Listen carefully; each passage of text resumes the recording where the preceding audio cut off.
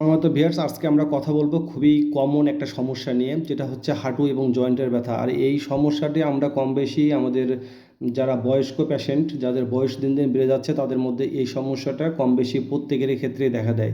প্রত্যেকেই একটা কমপ্লেন করে থাকেন যে আমার হাঁটুতে ব্যথা হচ্ছে, আমার জয়েন্টে ব্যথা হয়, আমার কোমরে ব্যথা হচ্ছে। তো এই সমস্যাগুলো আমরা ভুগে থাকি, এটা কম বেশি সবাই। কিন্তু এটিকে আসলে মেডিকেল সায়েন্স অনুযায়ী যেটা বলা হয় সেটা হচ্ছে অস্টিও আর্থ্রাইটিস। অর্থাৎ এই সমস্যাটা আমাদের জয়েন্টের ভেতরেই হয়ে থাকে। আপনারা জানেন যে আমাদের জয়েন্টের ভিতরে একটা নরম অংশ থাকে, যেটাকে কার্টিলেক্স বলা হয়। এই কার্টিলেক্সটা যদি ধীরে ধীরে ক্ষয় হয়ে যায়, তখন কিন্তু ব্যথাটা খুব বেশি বেড়ে যায়, শক্ত হয়ে যায়, এবং নড়াচড়া করতে, হাঁটা চলাফেরা করতে বা মুভমেন্ট করতে আমাদের খুব বেশি কষ্ট হয়। এটাই হচ্ছে অস্টিও আর্থ্রাইটিস। মানুষ প্রথমে যে ভুলটা করে, এই ধরনের আর্থ্রাইটিস পেনগুলো যখন আমাদের মধ্যে দেখা দেয়, তখন আমরা অবশ্যই কোনো কিছু না বুঝেই পেন কিলার খেয়ে ফেলি। এই পেন কিলারগুলো অনেক আছে, যেমন এসিক্লোফেনাক, ডাইক্লোফেনাক, ন্যাফ্রক্সিন, ইসোমেপ্রাজোল বা ইটোরিক অ্যাসিড, অন্যান্য আরও অনেক পেন কিলার মার্কেটে রয়েছে। আমরা এগুলো যখন খাই তখন ইমিডিয়েট একটু পেইনটা কমে যায়, কিন্তু দীর্ঘস্থায়ী ট্রিটমেন্টের জন্য এই মেডিসিনগুলো খাওয়া কিন্তু আমাদের মোটেও ঠিক না, এবং কিডনির উপরে যথেষ্ট ইম্প্যাক্ট ফেলে। আপনারা জানেন যে 7 দিনের বেশি পেন কিলার খাওয়া মোটেও ঠিক না। সেক্ষেত্রে অবশ্যই ডক্টরের পরামর্শ নিয়ে কিন্তু খেতে হয়।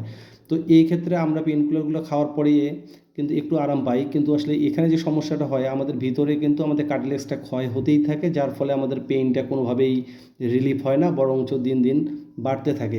সেক্ষেত্রে অবশ্যই ডক্টররা সাধারণত রেডিফ্লেক্স র্যাপিড এই মেডিসিনটিকে সাজেস্ট করে থাকে অস্টিও আর্থ্রাইটিস পেন, বিশেষ করে যাদের জয়েন্টে ব্যথা হয়, হাড়ের ভিতরে ব্যথা হয় বা কোমরে ব্যথা হয়, এই ধরনের পেনগুলোর ক্ষেত্রে ডক্টররা এই মেডিসিনটাকেই সাজেস্ট করে থাকে, কারণ এই মেডিসিনটাই এই ক্ষেত্রে খুব চমৎকারভাবে কাজ করে থাকে। রেডিফ্লেক্স আসলে কীভাবে কাজ করে, এর ভিতরে যে কলাজেনটা আছে এই জয়েন্টটাকে পুরোপুরি মজবুত করে দেয়, এবং হাইলোনিক যে একটা অ্যাসিড আছে, এটা ঘর্ষণ মানে জয়েন্টের যেটা ঘর্ষণ হয়, এর ফলে ব্যথাটা বেড়ে যায়, এবং এটাকে পুরোপুরিভাবে কমিয়ে দিতে পারে রেডিফ্লেক্স র্যাপিড। আর এটা হচ্ছে বোসওয়েলিয়া, এটা ব্যথা এবং ফোলা দুটোকে কমায় দেয়। অনেকেরই ব্যথার ফলে বিভিন্ন অংশ ফুলে যায়, এই দুটোকেই কিন্তু কমাতে দারুণভাবে সাহায্য করে, এবং ভিটামিন সি দেওয়া থাকে, যার কারণে রিপেয়ার করতে, এই পেনগুলোকে রিপেয়ার করতে দারুণভাবে সাহায্য করে। মানে এটা ভিতর থেকেই আপনাকে দারুণভাবে হেল্প করে রেডিফ্লেক্স র্যাপিড।